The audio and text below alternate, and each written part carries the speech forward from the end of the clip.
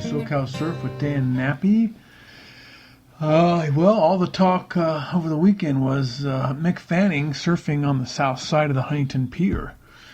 And that is one of the advantages of living and surfing down here by Surf City, USA, is that a lot of big-name surfers and big-timers come through here a lot because I think, one, it's Surf City, two, the U.S. Open of Surfing is held here every year, usually in the July.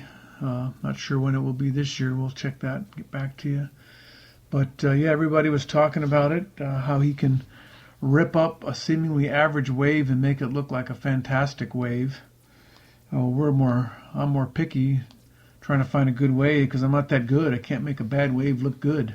I'm trying to make a wave make me look good. So it's fun to have visitors of that nature. It does make the surf spot a little more crowded. And so there you have it. Mick Fanning, I believe Taylor Knox was with him. Those of you that know surfing know who they are. Mick Fanning, of course, last year was attacked by a shark, but luckily it didn't get him, but it ripped his board leash right off the board. And you can even find that on YouTube. If you put in Mick Fanning and shark attack, you'll find that video. And in fact, I think they're going back there soon. Again, I think in a few weeks, possibly, yeah, maybe this month or beginning of next month, they'll be back in South Africa where that shark attack took place live on streaming video last year. It was very, very exciting. And the news went out very quickly via text messaging to everybody you know. So that was fun, not for him, but made quite an event. In fact, they canceled that surf event after that. That was the finals, and there is no winner. If you look on the World Surf League website, look up that event, you'll see that there's no last year's winner or defending champion because they called it after the shark. And the two people were co-champions on that particular event last year. So very interesting. So that was the talk over the weekend. Come Monday, today, the wind is howling from the north, sliding down the coast at a pretty good clip, blowing the tops off the waves sideways, pushing in cold water from the north. So the temperature of the water dropped. The wind is hard. The current is very, very strong going south, or if you're standing on the shore, from right to left. And I didn't see anybody in the water on the cameras. I didn't go down and look today yet, but our team here, our buddies that we surf with, are pretty much called it off for today. So that's all you can do. I mean, the ocean is its own life. You take what you can get. When the surf's good, you go. And when the surf's bad, you work around the house or go to work or whatever it is you do, and get other stuff done. So that's the life, right? This time of year, you get a lot of storms that run through here. This is April. By May and June, you'll start seeing more of a summer flow, and the waves will be a little more consistent. This is, in my opinion, this is probably the most, not the best surf part of the year, from now till June. Kind of hit and miss. Even first part of June sometimes is cold water and windy. In fact, down here they call it gloom doom. It's just, or June gloom, June gloom, where it's just overcast, cloudy, and not very sunny and warm. But that's generally not specific. It gets warm in June. A lot of tourists start hitting the beaches after the first week. The first week is mostly graduation week for a lot of the schools, and then by the middle of June it's full on summer, and it goes all the way till end of July, 1st of September, and that's when I think the best surf time is, from end of August all the way through till December. The water stays warm, the surf is really good, starts coming out of the north, and it's just the best surf time for this particular area. And of course the kids go back to school, so it makes it less crowded in the water. So surfing, you got to go and do whatever the ocean tells you to do. You can't force it. You could go out today, but I don't think you'd have very much fun. You'd be fighting the current, you'd be fighting the wind, you'd be fighting the chop. So that's it. We're gonna continue this tomorrow. We'll be looking for better surf. Usually the pros and the big time surfers don't hang around more than a day or so, except just before the U.S. Open, when a lot of them come down and start surfing to kind of get used to it, and not so much the real big names, because it isn't a world stop on the World Surf League, but it is for the women. The women's surf, this is one of their regular stops, the U.S. Open of surfing, so you see a lot of the ladies coming down a few days, sometimes a week or so early, and start surfing on the south side of the pier. And you're surfing alongside pro surfers, and they're very good.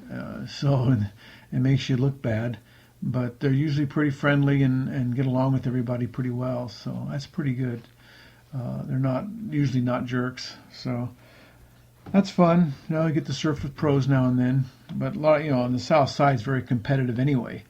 There's always really good surfers there. The north side, not quite as competitive, but still a lot of really experienced surfers. So by the pier, you're going to get a lot better surfers than you would as you drift down towards the south or north.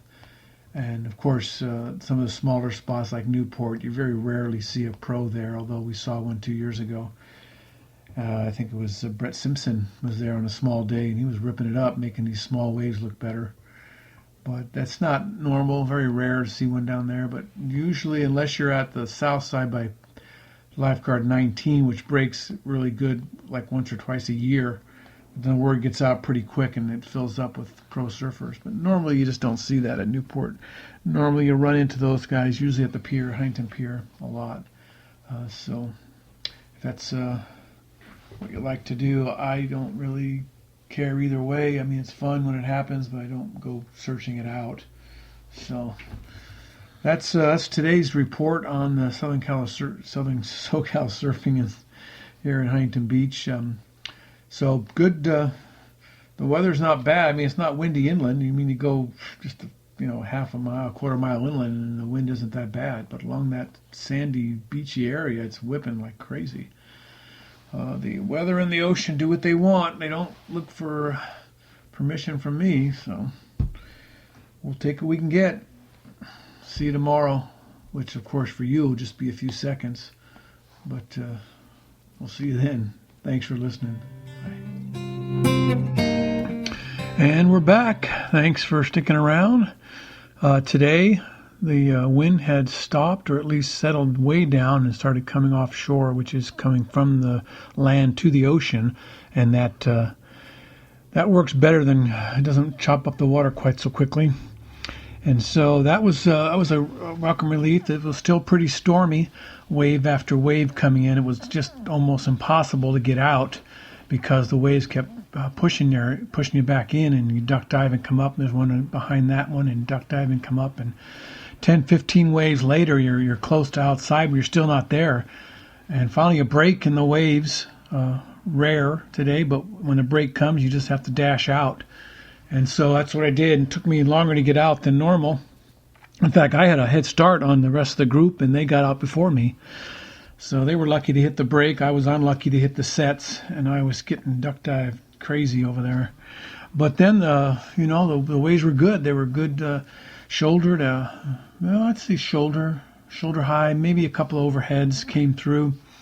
The ones I caught were all shoulder high. First one was a right where I dug in the tail really hard and came up off the top and swung the nose around real quick, quite dramatic for me, but it was hard to get it to drop back down. And I rode it for a second longer, and then I pulled out because I didn't want to get too far in, because paddling out is a challenge today with all the waves coming a little bit too quickly.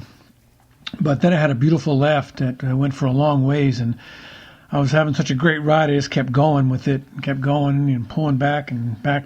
This was a left, so my back turn was going back towards the wave, and big bottom turns and deep top turns. I don't know what you want to call that, but anyway, I went farther and farther north down the beach, and then by the time that wave was done, I pulled out.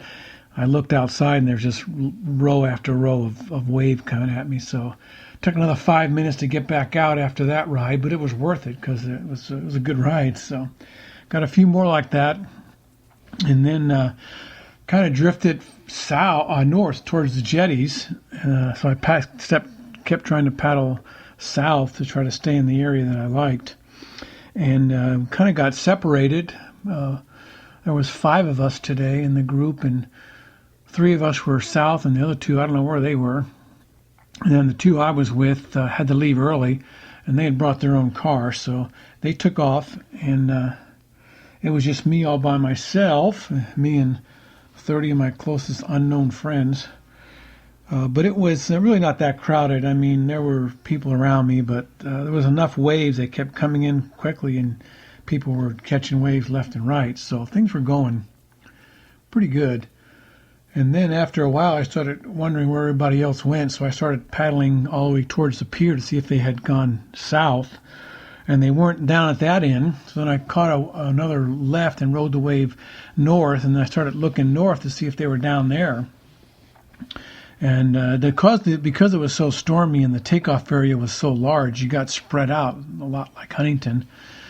But this was Newport. Did I mention that? I don't know if I mentioned that. Anyway, this was Newport between the pier and the jetties on the north side. And it got pretty spread out. So I finally saw them, and they were in a rip current that was taking them further out to sea. And I started paddling towards them, and I got sucked out as well. And finally caught up to them, and we started to try to catch, try to get back in so we can catch some waves. And the rip current was just pulling us back out constantly. Keep paddling in. Finally, I caught a wave.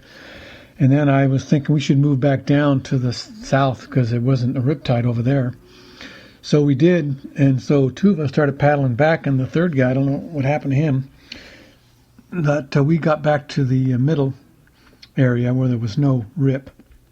So we were able to hold our position pretty close there and caught some real good waves on that section. And then I looked for our other companion, and he was way down the beach, and I was waving my arms and whistling, and finally he saw us, and he started to paddle back up to us. And as he got close to us, a good set of waves came in, so I took I think I took a right on that one, and the other guy I was with took I can't remember which way he went, but we both got waves, and by the time we got back out, he was gone again. So it was really spread out. A lot of paddling today, paddling back and forth, deeper, shallower, and just paddling like crazy trying to get into these waves. And they were coming quite regularly, but they were all over the place. They weren't consistent. They started to get choppy pretty soon.